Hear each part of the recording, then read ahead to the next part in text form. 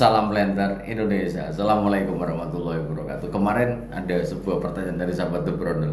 Pak Pendi, saya mau nanya, ini ada pupuk menawarkan pupuk katanya bagus sekali untuk pembibitan dengan kadar 19, 10, 2, 13 plus 0,5 MGO plus TE.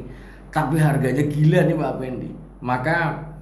Tapi dibandingkan 13, 8, 20, 74 kan kaliumnya 27%. Ini hanya, kalau kita ngomong ini adalah kaliumnya hanya 13% saja. Padahal kalau kita bandingkan dengan 13, 8, 27, 4 ini angkanya ini, kalau kita ngomong angka ini adalah harganya bisa 2 kali lipat bahkan lebih. Artinya bahwa 1 kilonya bisa sampai 70-an ribu atau 60 sampai 70 ribu. Pertanyaannya yang akan muncul kepada benak kita di seorang petani kelapa sawit, mau bibitan ataupun untuk tanaman di lapangan, bahwa yang namanya NPK itu jenisnya banyak sekali. Apakah dia NPK berbahan pembawa liat yang selalu saya sampaikan 13,8, 27,4, 13,6, 27,4 plus 0,5 boron, atau 12, 17,2 plus trace elemen. Ini ada TE-nya. Jadi sebelum kita ini pas ini pula ada TE-nya. Maka ini namanya TE adalah trace elemen, ada unsur hara mikronya. Ini tapi bahwa ini harganya bisa 2 kali lipat dari pupuk itu. Pertanyaan kan muncul, kenapa ya mahal? Nah, sebelum menjelaskan mahal tadi, NPK itu ada banyak bahan pembawanya. Bahan pembawa inilah yang nanti akan berkaitan dengan harganya pastinya. Sebagai contoh, sebelum kita bahas pupuk ini, kita harus paham dulu. Ada bahan pembawa NPK itu adalah tanah liat alias clay. 13,8, 27,4 plus 0,5, 13,6, 27,4 plus 0,5 boron. Ini adalah pupuk-pupuk, ditambah juga ada satu lagi 12, 17,2. Ini adalah pupuk-pupuk yang umumnya memiliki kadar ataupun memiliki faktor pembawa ataupun pengikatnya adalah liat, atau bahan pembawanya adalah tanah liat alias clay. Harganya cukup terjangkau. Kok bisa terjangkau? Termasuk sahabat The Brondel yang kemarin bertanya, Pak Pendi, saya memakai 13,8, 27,4 dalam lubang, tapi kok masih ada pupuknya? Saya bilang tidak akan larut 100%. 13,8, 13,6 atau 12 tidak akan larut 100%. Kenapa? Karena dia adalah berbahan pembawa liat. Di sisi lain, beberapa pembawa liat ini nitrogen akan lepas pertama. Buktinya begitu diambil segini, maka dia akan mencair, maka nitrogennya akan rilis di dalam tanah. Kemudian ada pula NPK yang harganya cukup lumayan mahal, yaitu bahan pembawanya adalah polimer. 16, 16, 16, 15, 15, atau misalnya orang banyak berpikir bahwa NPK Mutiara kok mahal kali sih Pak Pendi. Ya sekali lagi, bahan pembawanya polimer. Ketika dia berbahan pembawa polimer, dimasukkan ke dalam air mineral, dikocok, dia akan larut 100%. Tapi kalau tanah liat nggak akan larut. Tanah mana yang kalau dikocok air larut ya medeni ya kan, itu akan menakutkan. Tapi kalau dia 15, 15, 15, 16, 16 ini biasanya akan larut 100%. Ya kalau ada endapannya pun endapannya adalah sangat sedikit. Nah pertanyaannya, Bapak pupuk 16, 16 saja Pak Pendi itu sudah mahal. Kenapa ada bahan yang lebih mahal ini, yaitu adalah 19, 10, 13, 2 plus 0,5 magnesium oksida plus trace elemen. Kenapa kok mahal? Maka izinkan The Brondel menjawabnya. Pupuk-pupuk yang mungkin pernah The Brondel itu menjelaskan. Ada urea yang satu sak itu 46% kadarnya, itu satu sak 300-an sekian lah. Tapi ada juga yang satu sak 600.000 ya ada. Kenapa? Karena dia ada salah satu kata kuncinya ada ini. Coat. Coat ini adalah artinya coating, artinya adalah berselimut. Kalau ada pupuk yang ada misalnya M-coat, nah ini K-coat, nah ini. Yang kalau ada coatnya berarti dia adalah berselimut. Artinya apa? Pupuk aslinya itu ada selimutnya. Ada selimutnya, biasanya ada selimut polimernya, terbuat dari polimer atau bahan lainnya. Ketika dua pupuk ini ada polimer atau ada selimutnya, tujuan dasar yang diberikan oleh produsen adalah bagaimana membuat adalah slow release.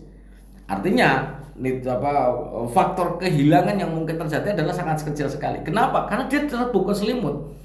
Lah selimut ini lama-lama akan habis, lama-lama akan apa ya namanya, lama-lama akan pecah selimutnya, sehingga dia nanti lama-lama akan keluar, akan rilis unsur haranya dari butiran-butiran yang akan tertutup oleh selimut itu sendiri.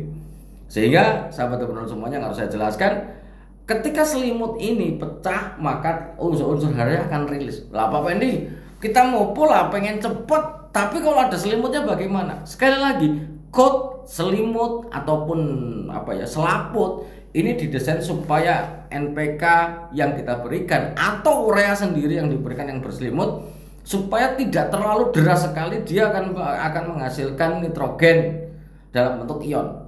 Pelan-pelan, dia akan rilisnya akan pelan-pelan. Sebagai contoh, kita pupuk urea itu CONH2 dua kali yang nanti akan bereaksi di dalam tanah menghasilkan amonium NH4 plus, ataupun nanti ada oksigen tambahan akan menjadi nitrat.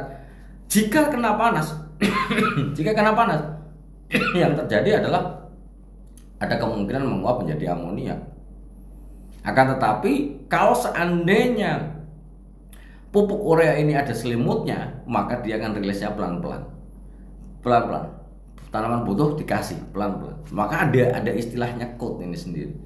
Lah memang ada sebuah terobosan baru dari beberapa perusahaan khususnya di Malaysia, ada yang namanya coat ini. Lah mungkin kalau di petani-petani kita yang di sekitar kita ini jarang yang pakai pupuk ini karena ini pupuknya mahal. Ada yang kemarin Pak Penny katanya bisa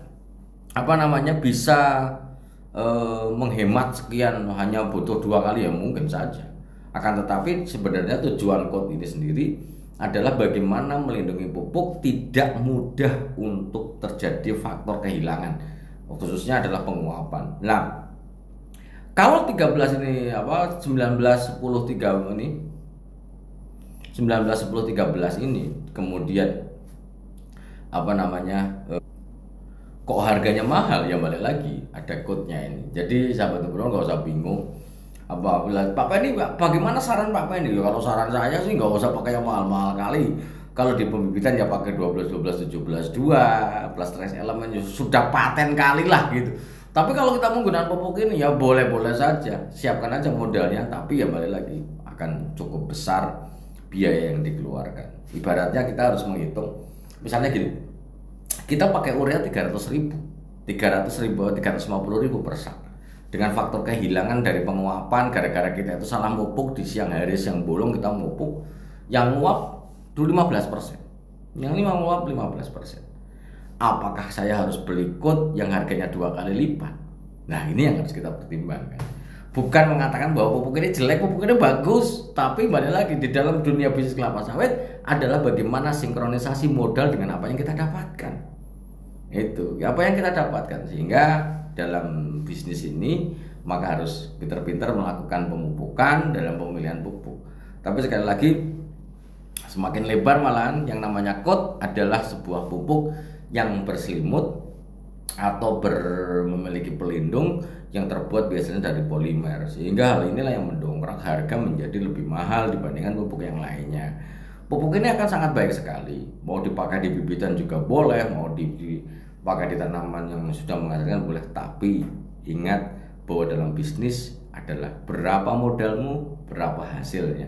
Kalau secara entrepreneur mau pakai pupuk ini silahkan, tapi kalau saya tidak, karena bahwa ketika saya menggunakan pupuk dengan harga 2,5 kali lipat saja, sementara pupuknya yang itu hilang dikit nggak apa-apa lah, yang penting kan kita bisa memberikan 2 kali ya gitu. Tapi sekali lagi disclaimer yang harus saya sampaikan, ini adalah pupuk yang berselimut yang hasilnya baik, akan tetapi harganya juga cukup baik pastinya.